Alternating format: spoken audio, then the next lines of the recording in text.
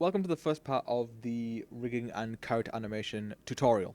Now before we actually go ahead and start creating a skeleton and blend shapes for our characters, we need to understand the hierarchies and outliners in Maya. I may have already talked about parenting, grouping, even using the outliner in previous lessons. If not, well, I'm doing it here right now. Now, in Maya, you can create a hierarchy, kind of like a pecking order or a food chain, whatever kind of analogy you want to go with. Essentially, it means having objects that are influenced by something below or above it in a hierarchy or a food chain, etc. So, for instance, right now I have this cube here. It's quite a big cube. It can move around freely of its own free accord. However, what I have done to it is I have parented it to the smaller cube.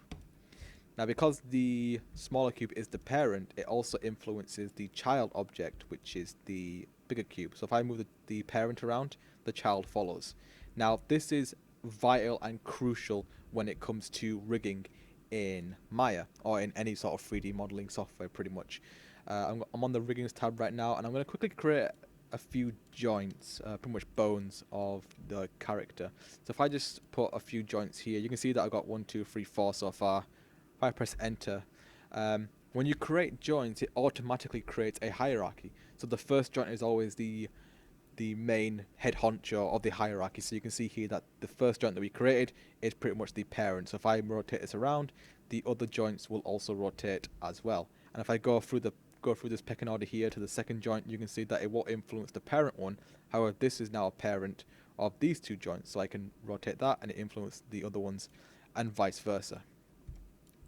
It is extremely crucial that you understand this, because if you start creating a rig or a skeleton and you forget where the joints are in the hierarchy, so for instance, if this ends up being the parent for the whole system, it's like, well, actually, this here is not meant to influence this joint here.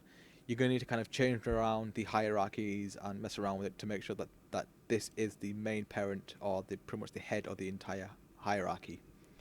Now, to find it, we have to go to Windows and Outliner. And the Outliner pretty much, as it says, it outlines every single thing in the scene. So for instance, you have the cubes here, and we have the joints here. And you might not be able to see it if I just make this a little bit bigger. Hopefully you might be able to see it. I'll be a little bit small on my screen. But next to where it says joint 1, you can see that there's a little plus box. If I click on that, you can start to see that it has children underneath it. So for instance, it has joint 2, which is a child of joint 1. Yeah, it's a bit of a tongue twister there. And you can see here that joint 2 is a parent of joint 3. So you can kind of see it creates a hierarchy.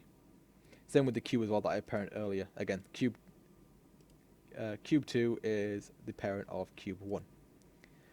And at the moment, this doesn't really make any sense. It's just different joints with just a number next to it.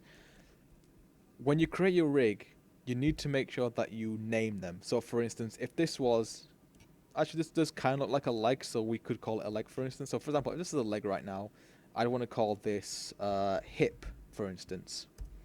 Then I can call this one the knee. Then I can call this one the ankle.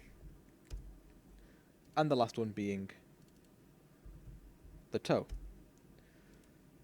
So you can see now that I've nicely arranged my hierarchy so I understand what everything is, because if everything's just joint 1, 2, 3, 4, 5, 6, 7, 8, you're not going to understand what any of that means. But you need to make sure that in the outliner, in your hierarchy, that everything is arranged accordingly, so it kind of all goes downwards. Or if you have like a root controller, and you need to make sure that they're all named correctly as well. Otherwise, you're going to get lost in translation as to like, okay, what the hell is this meant to be? And if you're handing it over to someone else, they're not going to know what joints do what, or where, or which one is, what is it meant to represent. We know now that if this was a leg, for instance, we know that this is the hip side of it, this is the knee, and this is the ankle. So it is very crucial and vital that you do use the outliner and understand that you need to make sure that there is a pecking order and a hierarchy within your scene.